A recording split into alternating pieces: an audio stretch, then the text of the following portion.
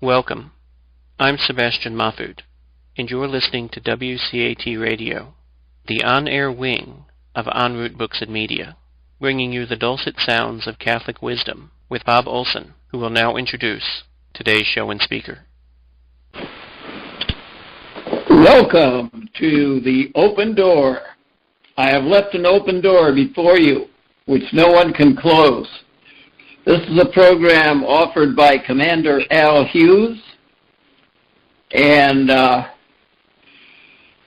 open to the love of God, open to joining his stream of love for others. Now, I have to get my list of partners here today on the open door. Oh, Bob, you should say that now Dr. James Hannock has taken over the leadership of the program. Good. And yes, I lead from behind. Dr. Rhonda Chervin, professor of philosophy and Catholic writer in Corpus Christi, Texas. Dr. Richard Garrity from Birmingham, Alabama, professor of philosophy at EWTN, writer of books about Aristotle's Ethics, Plato's Republic, who is writing a book about Blessed Cardinal Newman's Apologetics. And then we have joining us today, for the first time in a couple weeks, is it? Al Hughes, from Commander Al Hughes from Corpus Christi, Texas, colonel in the Air Force, a married father who converted to the church from being an agnostic. It also has degrees in engineering and in pastoral studies. And then we have the man who leads by following? No, whatever. It's Dr. Jim Hannock from Los Angeles, philosophy professor, father of 5 children, pro-life activist, editor at New Oxford Review. So take it away, Dr. Jim. Well, good morning to you all. This week what I'd like to do, now you've heard of position papers. I would like to read a position 2 paragraphs. And I won't say anything about the source, at least for the time being. And then after reading these 2 paragraphs, I would like to pose a triple-barreled question. The first question is this: on what basis might a reasonable person subscribe to the paragraphs I'm going to present? And then the next question is, why especially might a Christian do so? And then to connect with last week's program, which was about pragmatism, being practical, practical reasoning, how pragmatic is this position statement in the here and now? Which takes us to the position statement. And the first paragraph is just a paragraph, and bear with me, it's only 4.5 sentences long. And then the second paragraph, and you'll have to bear with me too, is 5 bullet points. And you can dodge any of these bullets you'd like to. But the first paragraph is this: we seek the common good. We believe in the sanctity of human life, the necessity of social justice, our responsibility to care for the environment, and the promotion of a peaceful world. We cherish individual rights and separation of government powers, and we recognize the need for social support and community cohesion. We seek to bridge the partisan political divide with honest dialogue. So that's the preamble, and here come the bullet points. Public policies should advance these imperatives. 1, we must build a culture and enact laws that uphold the equal and inviolable dignity and rights of every human being from conception to natural death. 2, we have an obligation to care for our neighbor and especially defend those who are most vulnerable, ensuring that every person has access to food, shelter, education, and health care is an achievable goal. 3, we believe that family, local communities, and voluntary associations are the first guarantors of human dignity. National institutions and policies should support, not supplant them. 2 more. Next item, we must share and protect natural resources and the environment as held in trust for the benefit of all. And lastly, we believe that force should be used only as a last resort for addressing conflict at home and throughout the world. So that's the position paragraph and the 5 bullets. Now our questions are, would a reasonable person subscribe to this, and why? And maybe you could just start with that. So panel, what do you say?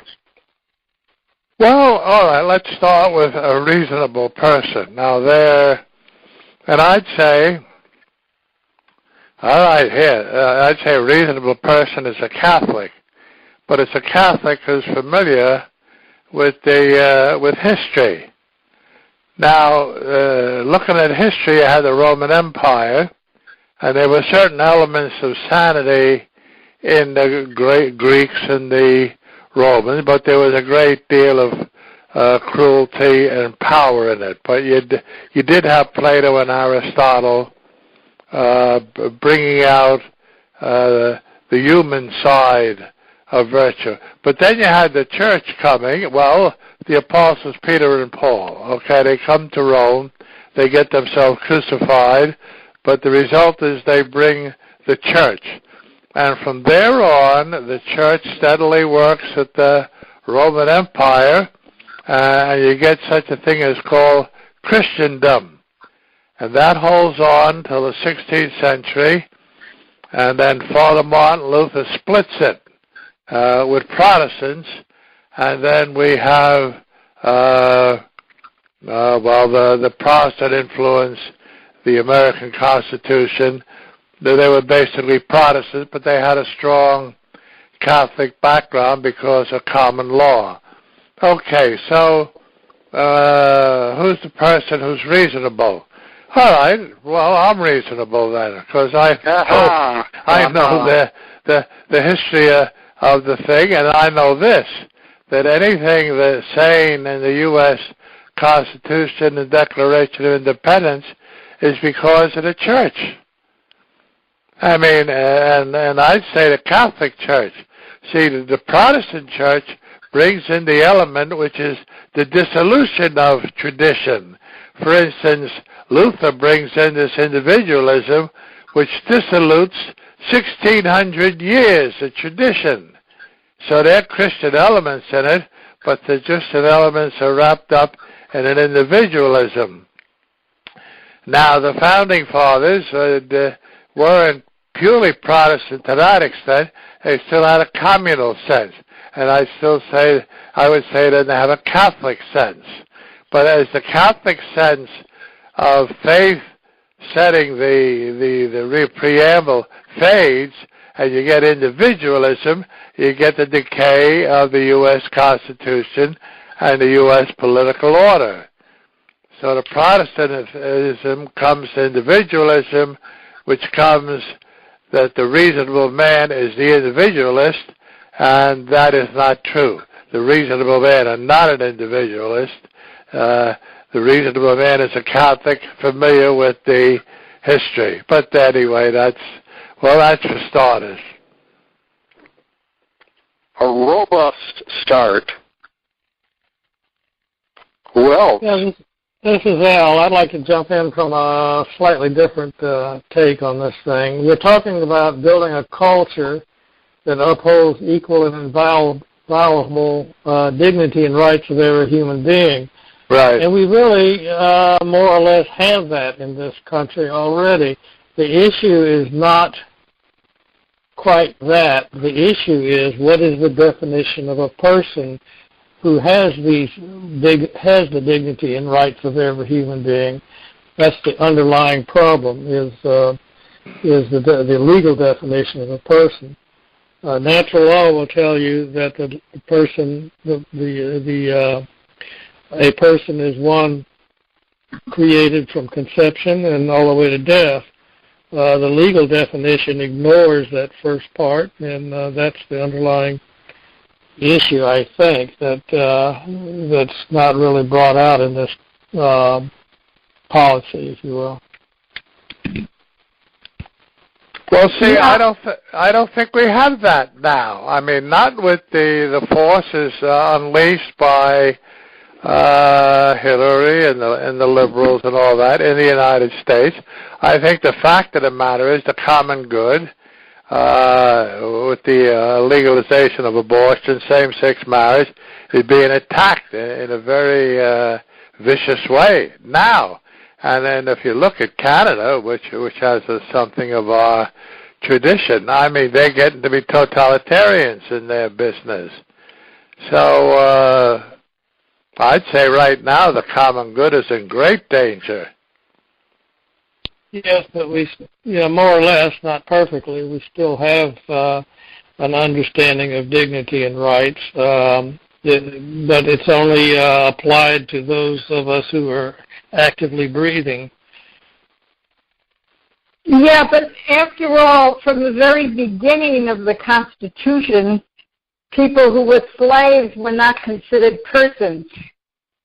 So it didn't just start with liberals and abortions, it started with the greed of slavery. So that's that brings up this whole thing that bothers me reading this, that I love this whole list because it's very across the board. But what I find is that many of the people who would be very strong on pro-life, which is my big cause because it starts with the first beginning of human personhood at conception. But these same people sometimes act as if, politically, as if there's no problem with capitalism, there's no problem with consumerism. Now, the church's actual documents definitely say there are problems with capitalism, there are problems with, and horrible problems with totalitarian communism and so on and so forth. But generally across the board, when we're talking about these things, it would seem as if the same people who love all other documents of the church don't like the social encyclicals at all because they consider them left-wing agenda documents in some way.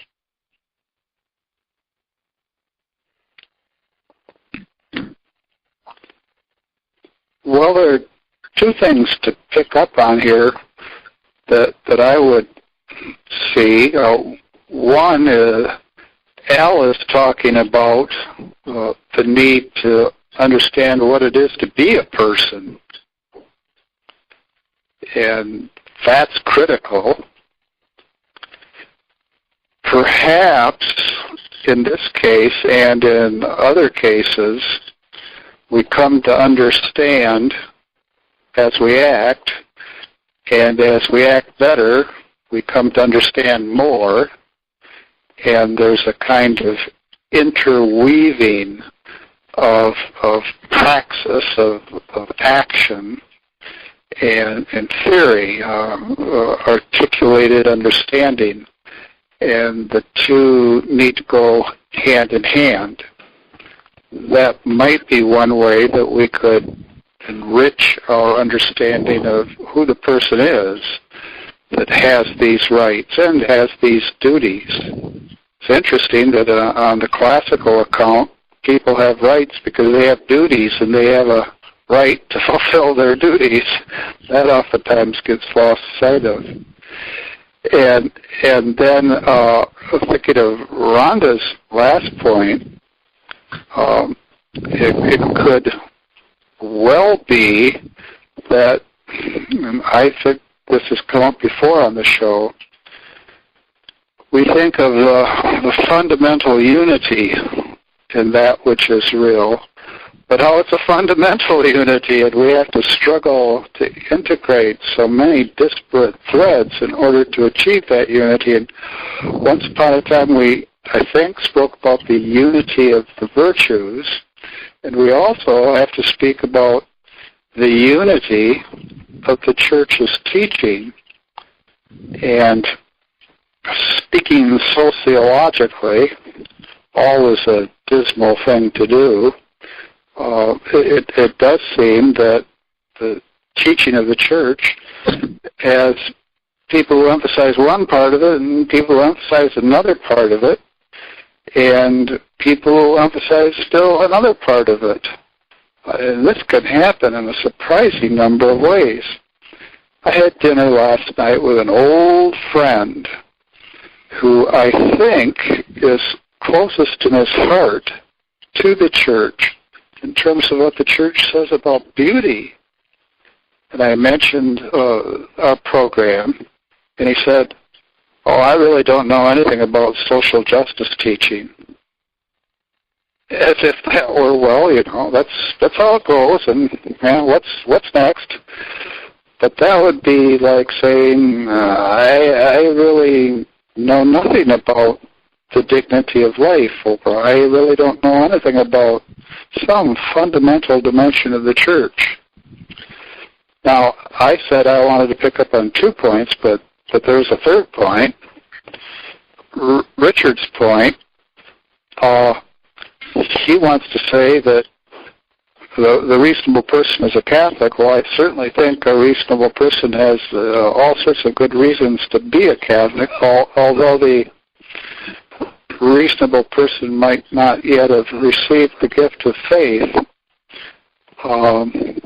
However, Richard also mentioned Socrates, and I'll tell you about those dogs later. Socrates and Plato and Aristotle, from their perspective, reasonable in a broad sense at least, but not Catholics, would they have a basis to accept this kind of position paragraph with its 5 bullet points?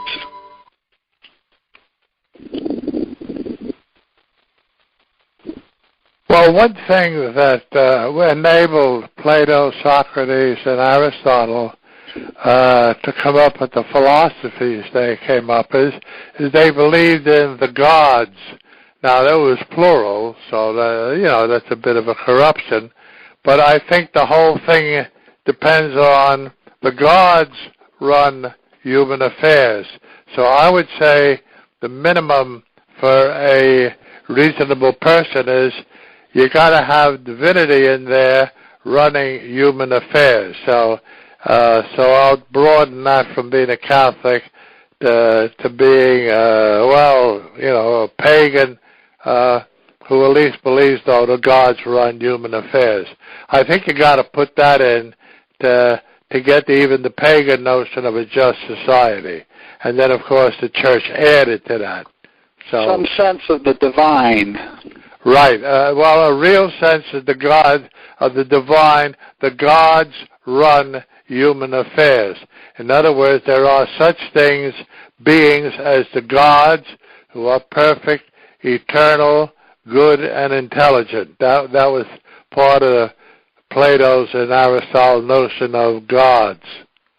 Which is a kind of a personification of natural law. Well, I would say it's because they held them to be facts that therefore they run nature, they run the world according to its nature, which is determined by the gods. So, it's because the gods put their imprint on the world as it is, there is such thing as a natural law. It reflects what the gods think and the way they act. This is Al again. The subject of defining person actually came up last night in Rhonda's writers group. Very same thing. And so I've found my copy of the Catholic Dictionary by Donald Atwater, and here is the Catholic definition of a person: a substance perfectly subsistent, master of its own acts, and incommunicable. The human person is thus neither the body nor the soul, but the rational being arising out of the substantial union of both. Right, that's the standard one, and what you would have to then say, if that's the definition of a person, you'd then have to say, well, the gods are persons. Well, they don't necessarily have bodies, but they have that element of being a person, the gods. So if the gods are pure spirits, and then they deal with matter, then you get the human person.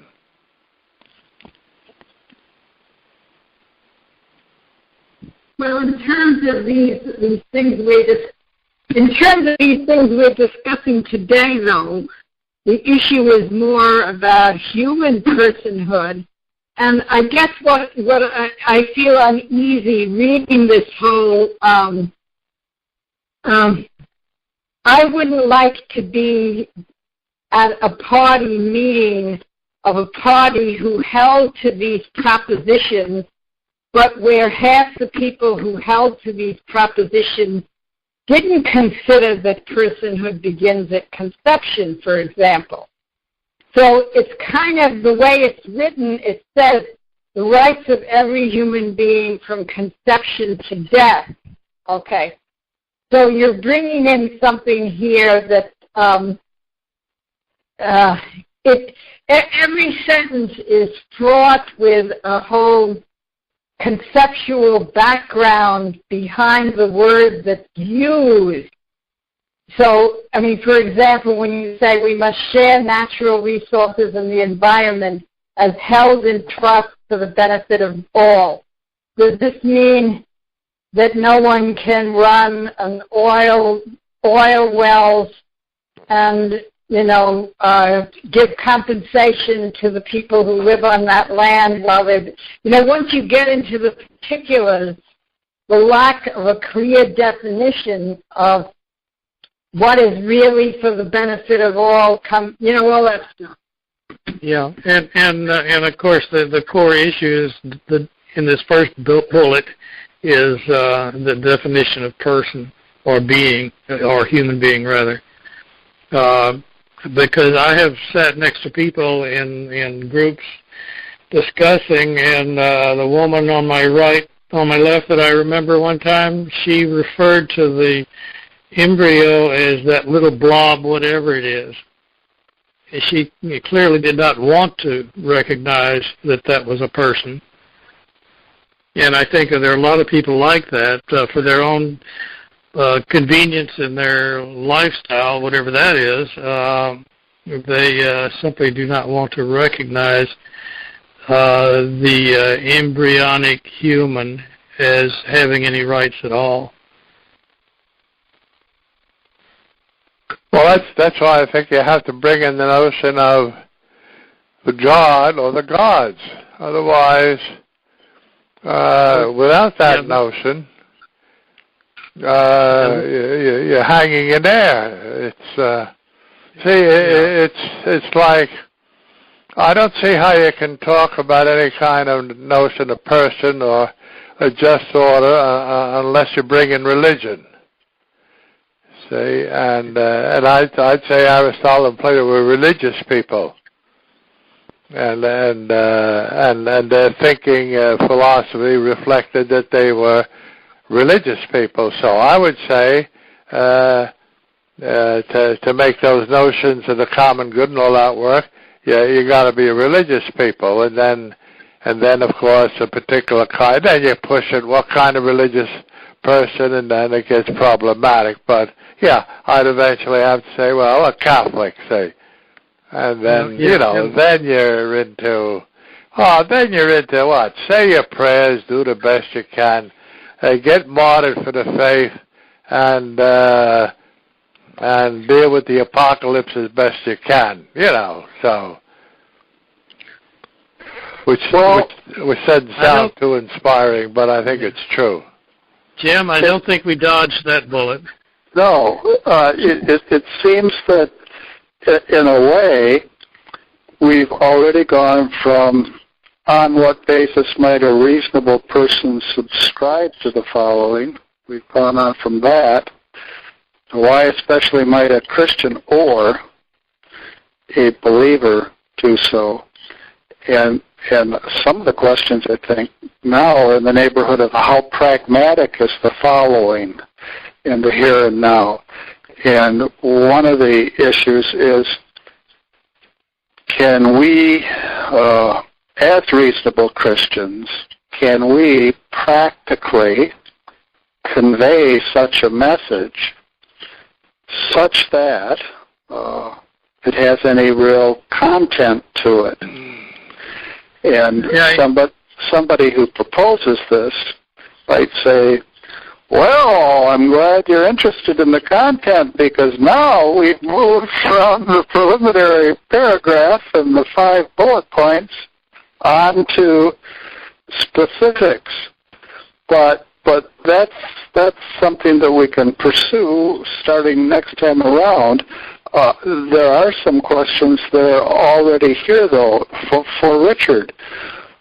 Would you want to say that in a preamble that there ought to be a specific statement of Paul's minimal condition for salvation, that someone believe in God and believe that he rewards the good and punishes the evil?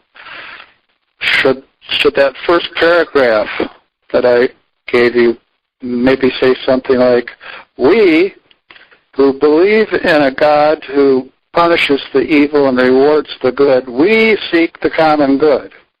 Should there be some specific theological declaration there? Well, see, as a matter of history, we say the Declaration of Independence does that.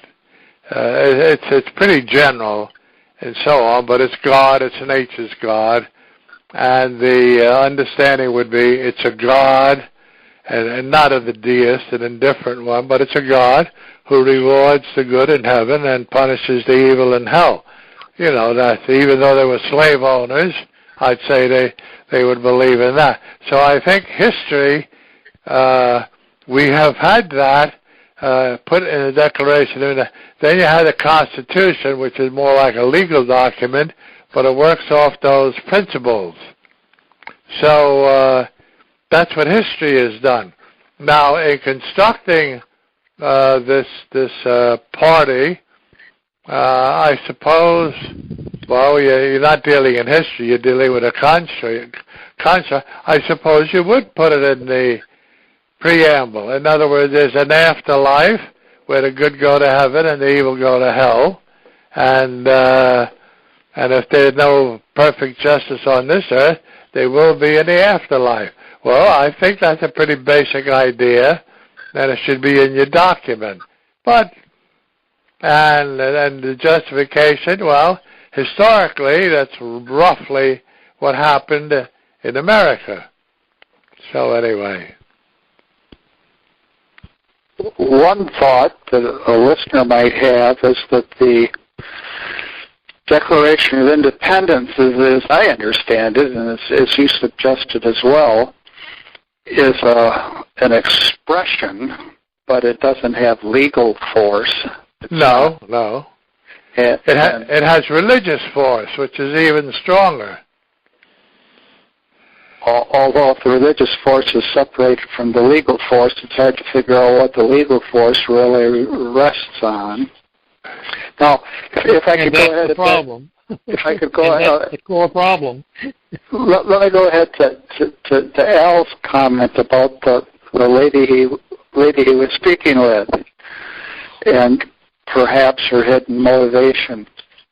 At what point, say, should someone constructing a document that this is a lead-in to say,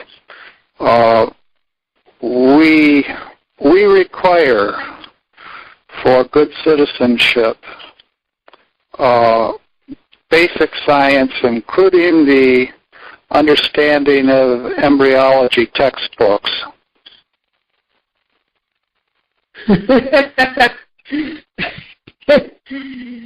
Now Rhonda's chortling a little bit, but no, I'm not making this up. John Stuart Mill, when he proposed utilitarianism, and he did so as an act of political figure with the Liberal Party in England, he received all sorts of criticisms, and out of desperation, at one point he said, "Friends, no philosophy, if conjoined with universal idiocy, can endure." Right. And now that's obviously super overkill, but there is this difficulty in presenting a document of a broadly political source, how much you can specify in terms of background understanding of science, basic embryology, for example. Yeah, I think there's a kind of an equation here, and that is any political statement, the broader it gets, the less pragmatic it can be. Or is it the broader you get? This seems to be lots of times the case in politics. The broader you get, the more people you can bring into the big tent. Yes, all of whom have a different interpretation of what the broad statement was. Yes. That's the problem. And I think all five of these bullets are going to have the same problem because I do know where they come from, and I think, and the political pressure is to gather as many chicks under your nest as you can with these broad statements. But that woman I talked about, who talked about an embryo as that blob, whatever it is, that was a Republican gathering, and you would think the people there would be more conservative, but it just shows the wide variance even within a what should be a conservative group.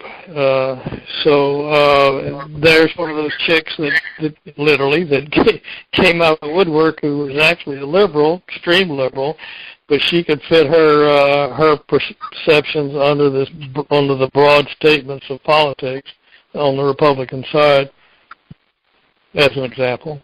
Yes, yeah. When you talk to your friends, you wonder why they are. Why they are, right, yes. And we're going to have the same problem with all five bullets, but that's not a reason not to discuss them. I think maybe the approach would be to find that hidden definition that's not stated in the broad statement, and that becomes the core issue for each bullet.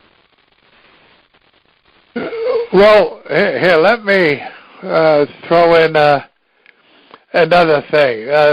Recently, Trump gave an address to the Poles over in Poland, and he referred to the Saint John Paul II and the Poles and how they stand for the Western values, and we're not going to give in. So it was very much an endorsement of the Poles as Catholics holding out against all kind of tyranny, and so a very pointed reference that the political, above the political is the religious, and the religious is what gives the force.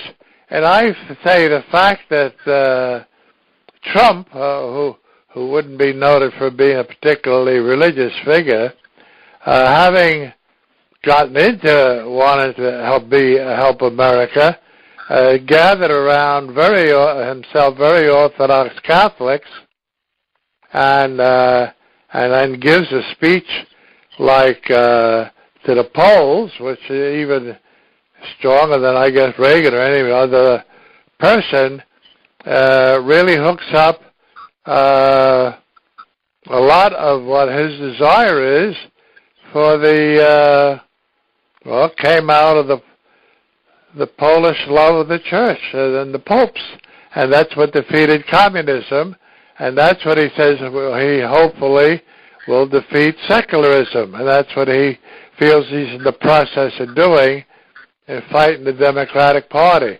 Well, boy, that brings religion pretty much into the center of things, the Catholic religion, and that's actually happening, which I find rather startling, but I agree with. Well, one thing that goes on in discussions that lead to party platforms and the like is a lot of reflection on history and a lot of reflection on efforts to appeal to history. Now, suppose somebody says, and you might say, well, if he said that, I'd be surprised that he was a friend of mine, but suppose somebody says that first, Trump didn't write the speech. Second, its main theme was nationalism. And third, historically, the one strongest group that opposed the Treaty of Westphalia, which really was the Magna Carta for European nationalism, the one strongest group was the Catholic Church. Because the Church is, in a profound way, internationalist, in a profound way, multiculturalist. And what's distinctive about the Church is that it doesn't draw on violence, and it recognizes the dignity and worth and value and cultural contributions of particular nations. The Pope comes here and kisses the soil, but he is in fact not a nationalist in say, what seems to be Trump's sense, and he is not a nationalist in the sense that seems to have animated a number of Eastern European countries, and in fact made them fairly easy pickings for German groups prior to World War II. Well, see, it seems like if you look at history, the influence of the Church, which of course is an international organization, what has happened is a real nationalism has thrived under the aegis of the Church, and it developed, and the Poles are an instance of it. And so Could you say it's like, does the international notion of Christendom, is that against nationalism? Yeah, it's against a narrow notion of nationalism. But what about the notion the Poles would have, or the notion Americans would have? Is there a healthy nationalism? Chesterton used to say that there was such a thing as a healthy patriotism or healthy love of England, which happened during the days of Christendom. Yes. Now, could you say that national cultures are to be encouraged, but state sovereignty is always limited? There's in fact no absolutely sovereign state, but the state always has to answer to the legitimate needs of a popular national culture, and that what we have is an unholy interweaving of statism with a kind of organic national culture. And the state oftentimes exploits. Right. Well, we have this thing right here. Keep thinking about this thing. Every person has access to education. Well, if we're talking about kids should be able to learn math, that's one thing. So every person has to have access, for instance, to have a college education where everything will be undermined that's in this document by educators who believe that abortion is a woman's right, that all these things. So a Catholic kid who's very poor has to have a right to go to a school where all the wrong values will be taught to him or her. Does that, it's like there's every word here is education separated from truth. What is so education as propaganda by people with a materialistic outlook, blah, blah, blah, which is how it is now. Right. And where you can't mention God without being tossed out of the school. So this is the education we have to be so happy that every person would have access to. So that's what confuses me when I look at they look so nice until you begin to ask some of these questions. Or health care is an achievable goal, welfare. Maybe by now a third of humanity, health care as an achievable goal means the right to assisted suicide. Yeah. What's healthy about that? As we move from bullet points, understood maybe as little mini trampolines. Suppose we were moved from the bullet point on education to the developed statement on education. And when we look maybe next show to the developed statement on education, there's a strong affirmation of homeschooling and the parent's right to direct education and the state's function as helping but not supplanting. And we do have already more than a hint of that when we look at the third bullet point. We believe that, as it reads, family, local communities, and voluntary associations are the first guarantors of human dignity. National institutions and policies should support, not supplant them. So that gives you... Which is the principle of subsidiarity. Yes. Yeah. So that also it looks very good. Then I start thinking, because I just have all these skeptical doubts, I start thinking of the tremendous effectiveness of homeschooling in ISIS communities. they're very effective. They totally instruct their kids how to become terrorists.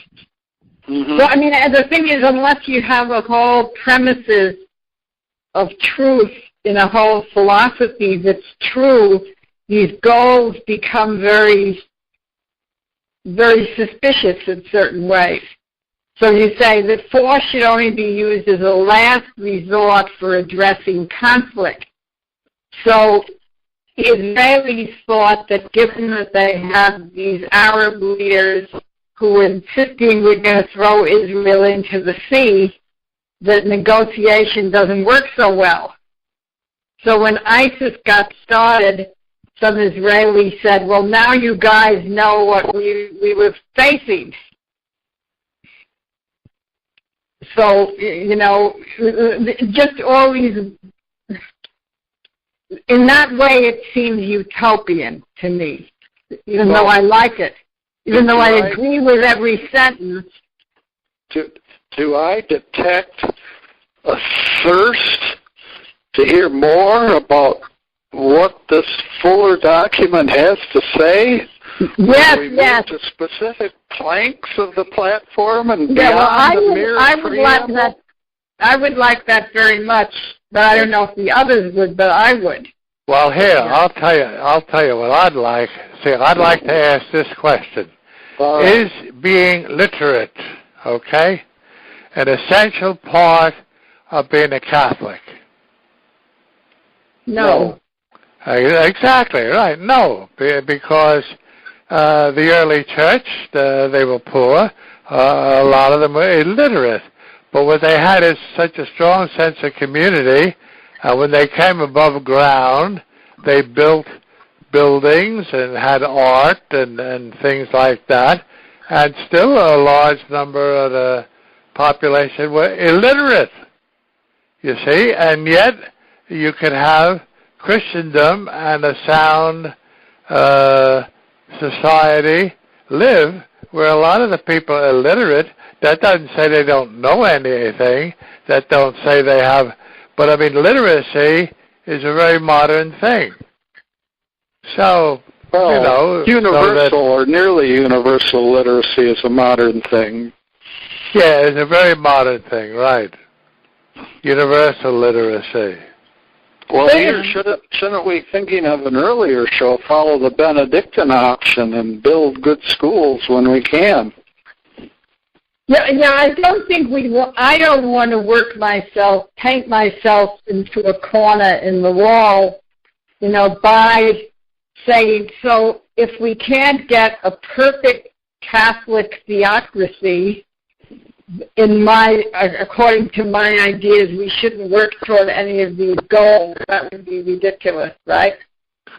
See, well, you never had a Catholic theocracy. You know, you always had a separation of church and state.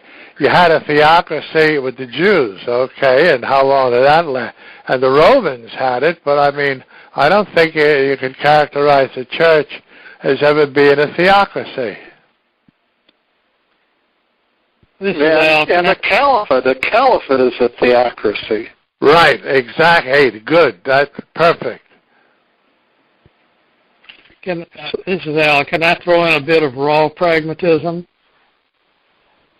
Can we go on to that? Yes. The unnamed party that we're all talking about, and their policies and their hope to make themselves known, I would recommend that they change their name, go all the way back to that, and blatantly declare themselves to be the National Christian Party or some such title, and then rework these bullets to be totally consistent with Catholic and Christian theology. So Catholic and Christian don't agree on certain things. Well, okay, but right. You know, you're always going to find people who are misinformed, malinformed, or intending to do harm. But these bullets could be rewritten in a blatant Christian force, if you will, to tell the truth as we know it. And you might collect a smaller group of adherents to that party that we're not talking about, but they would be a strong party, and I don't see them getting a national voice in any other way than being blatantly who they think they are, hiding under these vague bullets of motherhood and apple pie is one thing, but if they want to really make a name for themselves, they've got to be blatantly who they really are. Now, it's interesting, all the vagaries of history, that the very initial days of this party, which is the American Solidarity Party, in the very earliest days, the word Christian was in the name of the party. And of course, in the very contemporary days, we have the Christian Democratic Party in Germany. We have the Christian Democratic Party in Italy. And the people who were thinking about how to have some party in the United States that would be worth being a member of took much of their inspiration from the Christian Democratic parties of Europe. Now, in terms of political wins, there aren't a whole lot of people in the United States that are very much interested in imitating anything that has the word Europe connected with it. So there, as you can imagine, at every step of the way, including what to name the party, there have been discussions and sharp discussions, and after about 3 days of Facebook sharp discussions, one of the moderators says, we'll have to leave this thread for the time being in order to maintain what unity we have in the American Solidarity Party. On the other hand, the good thing is, since the last election, we've grown by 1,000%. Statistics can be misleading, but it's true. We've grown by over 1,000%, and because of that, since the vast majority of people in the party came in after the first platform at the recent national convention, it was decided. No, prior to, leading up to, it was decided, well, at this convention, main thing we ought to do is reconstruct the platform. But I'd say it's about an 85% overlap with the old one.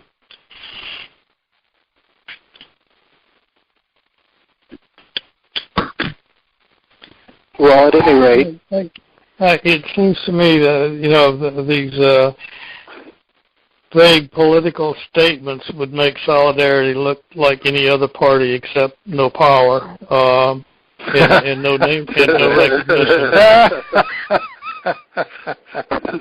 That's an interesting qualification. Sound like any other party, but with no power, right? Go ahead. Well, you don't think the current parties will at some point become so termite-ridden, moth-eaten, corruption-ridden that at least one of them will collapse enough to allow another one to emerge? Well, I don't know. It looks like one of the national parties is in dire straits. They got their head handed to them on the last election, but that doesn't mean they won't spring back, by some devious method. And in fact, they're trying every devious method they can think of. But I have read, and I don't remember where, that the two national political parties have made it almost impossible for a third party to actually spring up by the rules and regulations and requirements and all the other stuff that they've done. They've blocked the field, if you will, so that nobody else can get on the field. And so I wish Solidarity well. I also wish they would clean up their bullets. Well, the bullets are just the opening. Now, I want to go back to your point, which is very well taken, about the machinations of the two main parties to put aside third parties. The individual who received the most votes for membership on the six-person national committee is a young fellow, blind from birth, named Schuyler Kovich, who at UC Berkeley, yes, has just finished a degree in political science, and his dissertation is on the history of American third parties. So while we have the innocence of doves, at least some of us have the wisdom of serpents. I think we at least know where the pitfalls are, which is just about everywhere. Well, I want to say I found this very, very helpful, this discussion, and I got new ideas from it, and I think that's very important for us on the panel and also for the listeners, that we need to hear different approaches to this subject, which has such a great importance. Unless we want to just give up totally and just say we're just going to hide for the next century. That would be an extreme version of the Benedict option that we talked about before. An extreme version, but even Trappist monks vote.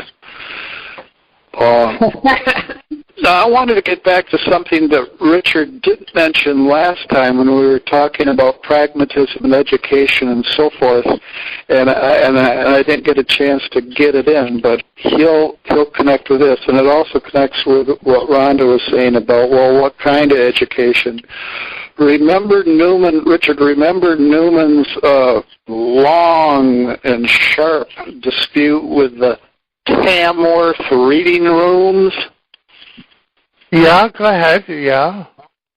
So there was a move on the part of the Liberal Party to not emphasize, but largely ignore anything that would pass as classical education, and instead establish reading rooms for working men. Right, and the latest in science and all that.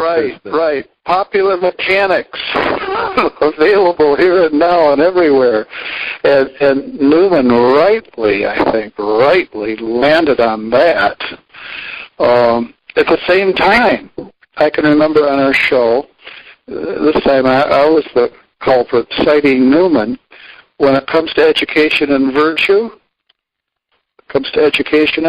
he's very much in favor of classical education.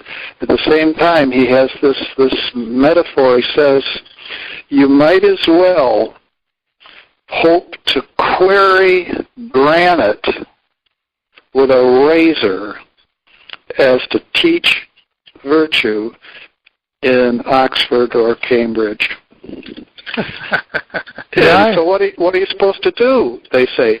He says, what you're supposed to do is get the very best education you can, but live in Christian communities on the campuses.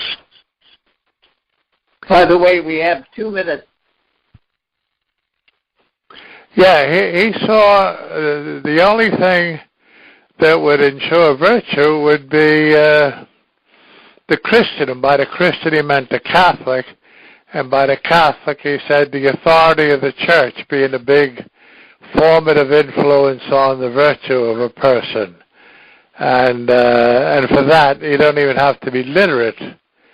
And so he would see sometimes literacy as a danger to virtue, because you learn how to be polished and a gentleman, and it makes your vice look virtuous because you have a shiny surface. So, he would see it necessary, as in the Middle Ages, for the popes, the bishops, to ride herd on the university, because it's out of the university you're going to get all the trouble. So here you have the descendant of the apostle riding herd on the professors. And that's Newman's idea of a university. Well, if that's the end of the open line for today, can you do a real quick close here, Jim? Do we have 30 seconds? Yes. Do we have 45? No. I just want to mention I'm at a conference at Berkeley, more specifically in the residence of the Dominicans here, and in attendance is Cardinal Levada, who is the former head of the Congregation for the Doctrine of the Faith. Now, in terms of Richard's appeal to authority, there's no rest for the wicked. Last week, Cardinal Muller, who was the head of the Congregation for the Defense of the Faith, right, complained that it's one thing for the Pope to talk about social justice, but he ought to practice it in terms of hiring and firing, because he got a 1 minute prelude to his dismissal as the head of the congregation. So there's no rest for the wicked, that's for sure, and all of us are in their number in one way or another. Right, right. Well, we'll be back next week, same time, same station with the open door. In the meantime, may God bless us, protect us from all evil, and bring us to everlasting life. Amen. Amen. Amen. Thank you all. Thank you. We hope you enjoyed the program and will join us back for another show on WCAT Radio. This is Sebastian Mahfood. Good day.